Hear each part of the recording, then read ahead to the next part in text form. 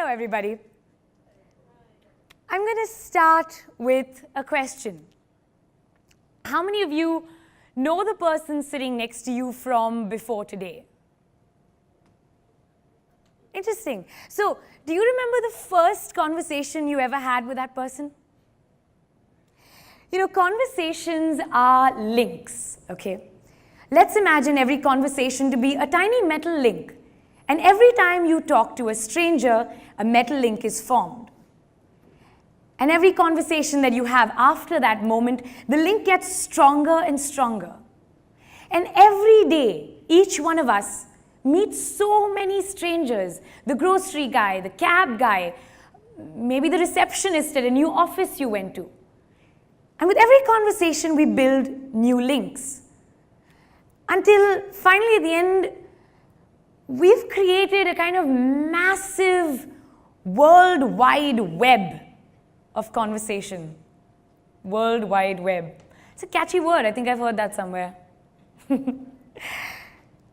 That's it, right? A conversation. It's a fascinating thing. A conversation is an adventure.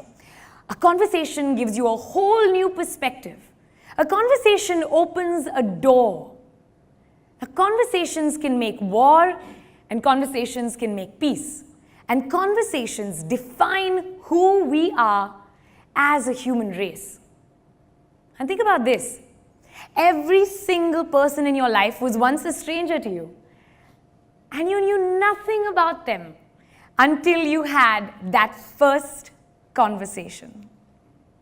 So I'm here today to tell you to talk to strangers and to have a conversation. And I'm here to tell you how. 7 ways that you can make a conversation with almost anyone. I'm a radio presenter, and I love talking to people.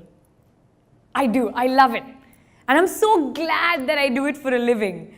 Here's what my day is like, right? Every single morning, I go into an empty room, and I put on a mic, and I have a conversation with 1.6 million people that I can't see. Yeah. You know what the hardest part is, though? It's time. In a 4-hour show, I get 20 minutes. That's all the talk there is. And in 20 minutes, I have to convince you that I am your best friend. How do I do that? How do I establish a connection? I have 20 minutes to inform you, to excite you, to engage with you, but most importantly, 20 out of the 20 times that I switch on that mic, I have to leave a smile on your face. Except, I can't see you, I know nothing about you, and I have no way of gauging your reactions. How do you do it? How do you talk to a stranger? Well, my 9 years in radio have taught me these simple little tricks. Strangers, they are everywhere. And we've always been told, don't talk to strangers. But I beg to differ. Every stranger comes with an opportunity to learn something new, an opportunity to have an experience you've never had, or hear a story that you've never heard before. And you've had that moment, right? You're in the room with someone you don't know, and you look across the room, you see a stranger, and you think, I want to talk to this person.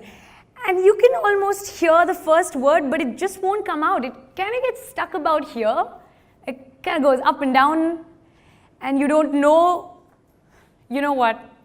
Here's my advice. Just say it. What's the worst that can happen? They won't talk to you? Well, they're not talking to you now. The first word, floodgates. I truly believe that the first word acts as a floodgate. You know, once you said the first word, everything else just flows. So keep it simple. A hi, a hey, a hello. And do what every good bowler does. Just gather the enthusiasm, the positivity, the energy, put on a big smile and say, hi. I know, there's going to be that strange moment right now. Turn to someone sitting next to you, stick your hand out and say hello. Go on. I love the awkward laugh. Why is she making us do this? The first word, floodgates. You know, here's a challenge we face every day. Time. We have 90 seconds on radio and we have to make that conversation with a stranger memorable. So how do you do it? What's the biggest challenge? Honestly, if we get stuck in the rut of, hi, hey, how are you? I'm fine. What's going on? Nothing much. Same old. So tell me what's new. There you go. 45 seconds down, wasted. Right? So here's my advice. Skip the small talk and ask a really personal question. And don't be afraid. Trust me. You will be surprised how much people are willing to share if you just ask. So ask any kind of personal question. Maybe, interesting name. How did your parents think of it? Is there a story behind it?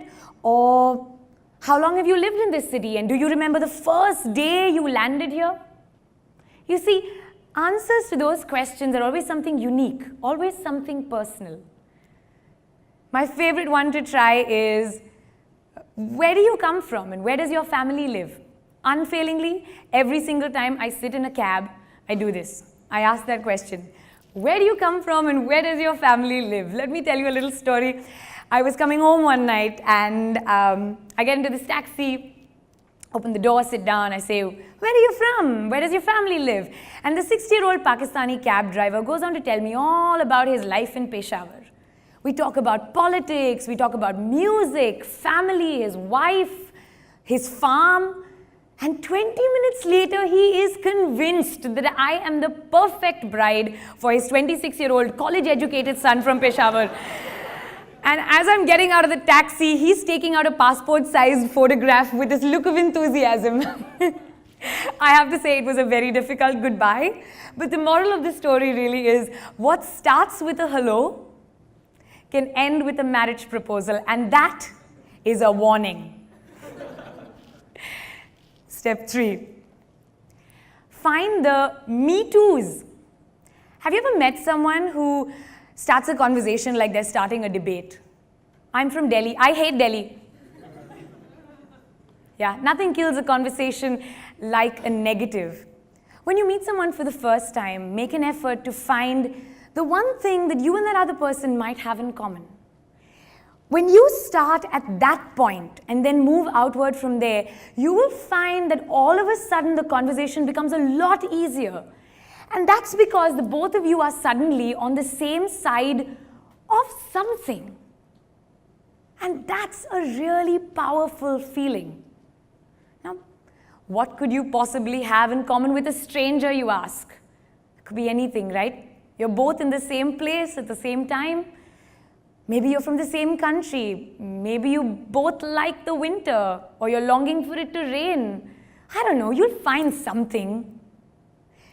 When you find a me too, you automatically have a kind of buy-in from the other person.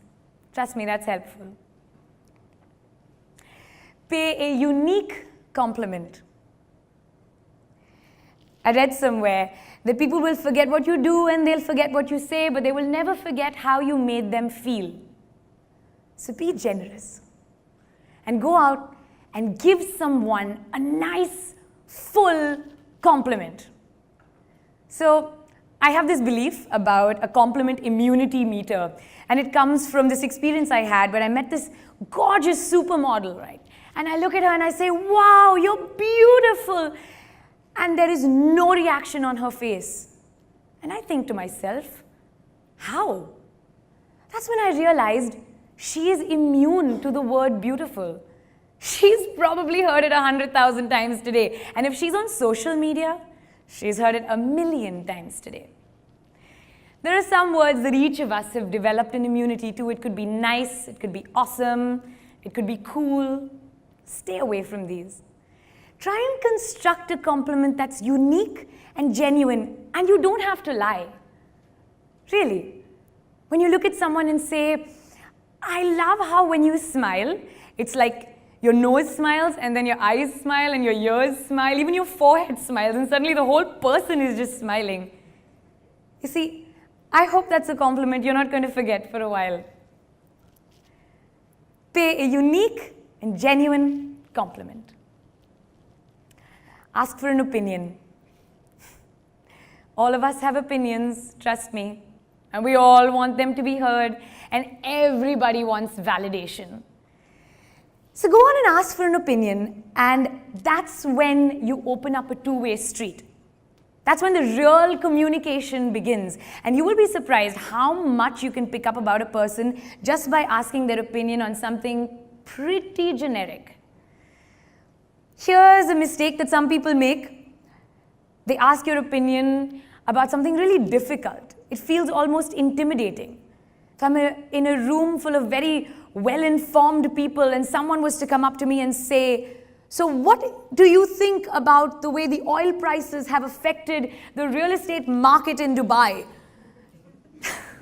I feel a bit cornered. I feel like I might fail, and this is an examination, and that's the lesson. Nobody needs to fail at a first-time conversation. Just ask something simple. Keep it generic. How do you like your coffee? When was the last time you watched a movie? What did you think of it? And when somebody gives you their opinion, really listen. Don't listen to reply. Listen to listen. There's a difference. And that brings me to my next point. Be present. I know you've been through this. I know I have. You're pouring your heart out to someone, and they're like this. Yeah, go on, keep talking. I can multitask. What's with the Wi-Fi? When someone's trying to communicate with you, the least you can do is really be in that conversation. Just be wholeheartedly present. Just be there. And my favorite part, make eye contact. Trust me, eye contact is where all the magic happens. You can feel the conversation. And trust me, when you're looking at someone in the eye, 9 out of 10 times, they will not dare look away. Right? Now, if only I could look into the eyes of 1.6 million people, I would not have to worry about you guys tuning out during the ad breaks. That brings me to this. My favorite point, because I think it's got a catchy name. Name, place, animal, thing. You remember that game? Remember the little details about a person. Remember their name. It's so important. It's awful when you meet someone for the 18th time and you say, "You must be Paul." No, Peter. Something with a P and it ends with... It's terrible. Remember someone's name and say it back to them. You have no idea how important you're making them feel. And that's not the only detail. Remember all the other details as well. The places they like to go to, the places they've been to, the places they want to go to, their pets' names, how their pets been feeling lately, the things they like. Remember their children's names. That's such a winner. And remember their wives' names and their girlfriends' names. Just don't mix up the last two because that could be disastrous. Remember these little things about people and repeat it back to them. Ask, be genuinely interested, and automatically you kind of become an investor in their well-being, so they feel responsible to you to keep that conversation going. So there we go. 7 amazing ways that you can make conversation with anyone, and 7 reasons why you should use the break that's going to come up to talk to a stranger that you don't know. I'm going to end with this analogy. A conversation is like reading a book. You can turn to any page you want. You can flip to your favorite chapter. You can read as long as you want, and you can read what you want. And every person, trust me, is a really good book.